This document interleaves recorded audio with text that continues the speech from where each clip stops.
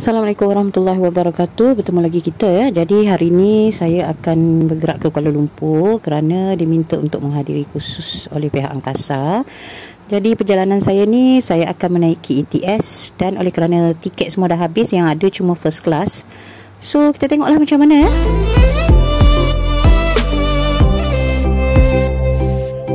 Okey, dari rumah saya ke stesen kereta api Kuala Kangsar ni hanyalah 3,5 kilometer je, dekat je. Dan ni pun stesen ni dah baru dah berbanding dengan stesen lama yang memang usang sangat ya. Jadi sekarang ni tinggal lagi tak sampai 10 minit lah untuk kereta api sampai. Jadi saya rushing sikit lah. Suami pun tak hantar naik. Saya hanya pergi seorang diri je lah sebab nak menghadiri kursus selama 2 hari. Okey, jadi daripada bawah tu kita kena naik lift setingkat. Sebab kita kena menyeberang ke sebelah sana. Untuk ke Kuala Lumpur kita kena menyeberang. Jadi untuk menyeberang kena lalui ke atas bangunan ni. Jadi kita akan melalui kawasan kaunter tiket. Seterusnya pergi turun ikut lift yang sebelah sana untuk ke laluan ke Kuala Lumpur, ke selatan. Okey, jadi sekarang ni saya akan menuruni lift ni untuk ke bahagian menunggu ETS tersebut. Saya ni memang kalau bergerak khusus saya memang akan naik ETS lah, tapi cuma ini kali pertama saya akan menaiki ETS business class ke first class ke apa dia kata, saya pun tak tahulah. Dan memang harganya dari Kuala Kangsar ke Lumpur bernilai RM126 berbanding dengan platinum RM57 dan gold RM45. Jadi lebih sikit lah perbelanjaan tu. Jadi teruja jugalah nak tengok macam mana rupanya business class tu. Jadi sebelah sana tu lah kawasan saya naik tadi, dan kita sekarang sudah berada di sebelah arah ke selatan. Tetapi akan sampai bila-bila masa saja. Tetapi ETS ni akan sampai bila-bila masa saja sebab saya memang datang lambat. Okey, dah ada pun. So saya ni menaiki coach A kerana coach A adalah untuk business class ni. Jadi saya perlu naik di depan sekali lah. Okay, jadi katanya selesa, iklannya kata selesa lah business class ni. Saya pun tak tahu macam mana. Duduk-duduk aja terus dapat Pringles dengan air kopi secawan. Okay, seat di dalam business class ni dia hanya sebaris ada 3 saja. Yang tepi belah sana tu seorang-seorang, dan yang side saya ni berdua. Jadi kursi ni memang agak besar sedikit daripada kursi di bahagian biasa sebab saya selalu naik tempat biasa. Dan di setiap kursi ni ada tempat letak tangan dia. Inilah pramusaji yang terus datang. Tak sampai berapa minit dah datang pula makanan berat. Jadi hari ni kami dapat nasi dagang dari Terengganu. Disupplykan sekali dengan sudu dan juga air mineral lah kali ni. Jadi macam ala-ala dalam kapal terbang lah ya, dilayan makan minum macam tu. Tapi itulah cepat sangat lah tempoh antara snack tadi dengan makan tengah hari ni. Katanya makan tengah hari lah disebut sebagai makan tengah hari walaupun masih pagi. Saya bertolak ni pagi betul, pukul 7 lebih. Sebab tiket lain semua dah habis. Jadi saya dapat nasi dagang. Lepas tu tak sampai 5 minit habiskan makanan, dikutip-kutip dapat pula dessert ni dengan air kotak, dengan KitKat dan juga puding. Makan aja kerja dalam kereta api ni. So memang boleh kata berbaloi lah sebab kita tak perlu bergerak ke kantin kan. Jadi saya shortcutkan saja. Ni saya pun dah nak menghampiri Kuala Lumpur.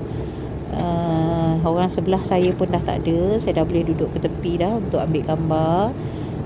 Dia tadi turun di Sungai Buloh bersama dengan mak dan ayahnya.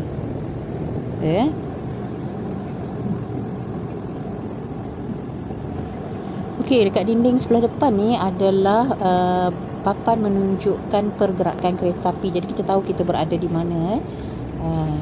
Jadi saya sekarang ni dah tak jauh dah lah daripada Kuala Lumpur sebenarnya.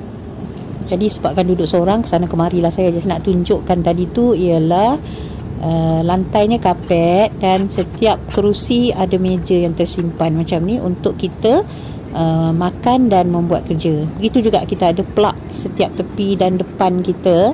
Jadi untuk penggunaan cas handphone dan juga laptop sahaja katanya. Jadi itulah antara kelebihan-kelebihan yang terdapat di sini. Jadi saya dengan Kuala Lumpur ni dah dekat sangat. Kita dah sampai lebih daripada Sungai Buloh dah ni, lebih Maknanya dalam 12 minit lagi saya akan sampailah ke Kuala Lumpur. Suhu di dalam kereta api sekarang ialah 22 darjah Celsius dan kelajuan sekarang hanyalah 84 km sejam. Memang slow. Bila dia melepasi Rawang menuju Kuala Lumpur, kereta api memang agak slow berbanding dengan sewaktu dia melalui Perak sebelum Rawang tu, kelajuan dia boleh mencecah sampai 190 macam tu.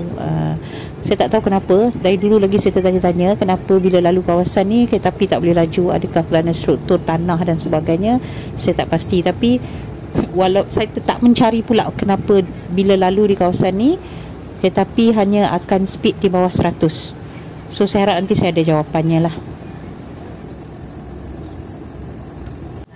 Okey, so sekarang ni kita dah sampai ke stesen kereta api Kuala Lumpur. Dulu inilah semata-mata stesen yang ada di Kuala Lumpur. Jadi semua orang turun sini sepatutnya. Tapi sekarang ni dah ada KL Sentral, iaitu pusat pengangkutan seluruh Kuala Lumpur lah. Jadi dari sana nanti kita boleh naik, kita nak naik LRT ke komuter ke apa semua, MRT semua daripada KL Sentral. Jadi saya tak turun di sini, tapi kereta api berhenti kerana ramai orang nak turun. So sekarang ni dah sampai dah KL Sentral, semua orang dah turun. Saya saja turun lambat sebab nak tunjuk view dalam kereta api ni. Jadi sini adalah tempat meletak beg extra. Jadi saya letak kat situ dan bila kita turun rupanya kita berada dekat betul dengan escalator untuk naik ke atas. Special lah duduk coach A ni kan, tak jalan jauh sangat. Jadi sampailah sudah saya ke KL Sentral. Dari sini nanti saya akan mengambil Grab ke Crystal Crown. Tempat khusus kami ialah Hotel Crystal Crown. Jadi saya dah biasa bergerak kalau di KL ni dengan Grab je. Jadi sekejap lagi saya akan tunjuk sedikit perjalanan saya ke Crystal Crown. Mungkin ada rakan-rakan di tempat lain yang tak pernah sampai ke Kuala Lumpur, nak tengok sedikit pemandangan Kuala Lumpur kan. Okey, sini ada sikit paparan maklumat tentang lawatan kerja Yang di-Pertuan Agong dan Permaisuri Agong ke KL Sentral pada tahun 2002. Saya pun sebenarnya datang KL Sentral ni tak pernah pun baca-baca benda ni. Sebab ni saya nak ambil gambar-gambar ni, saya ambil lah sikit. Jadi saya turun tangga dari sini untuk menuju ke surau.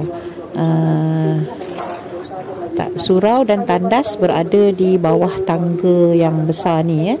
Jadi kita kena pusing tangga ni dan kita boleh lihat surau dan tandas berada di sebelah bawah ni. Jadi nanti kalau sesiapa yang datang KL Sentral jangan risau. Sampai-sampai bolehlah menuju ke bawah tangga ni dan bolehlah pergi berehat kat surau ke, nak pergi tandas ke apa ke kan. Lepas ni barulah saya akan bergerak ke Crystal Crown. Okey, saya dah dapat dah Grab saya nak ke Crystal Crown. Jadi pemandunya perempuan lah pula, selesa lah saya kan, tak adalah rasa risau. Jadi dari sini ke Crystal Crown tak jauh sangat, hanya lebih kurang 15 minit tak sampai macam tu lah. Tapi kalau jalan jam mungkin lama sikit lah. Tapi hari ni nampak jalan macam okey sangat. So nanti sampai di sana saya akan update lah bilik. Okey, ini bilik kami. Kami berdua, saya dengan seorang kenalan baru daripada Pahang.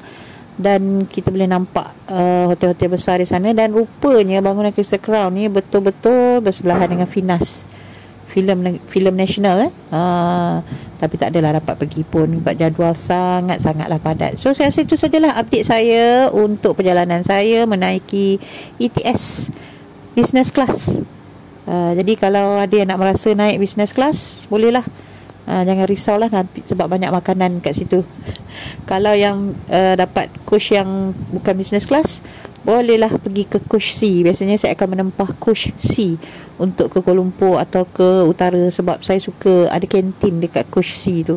Okey, sehingga bertemu lagi. Assalamualaikum.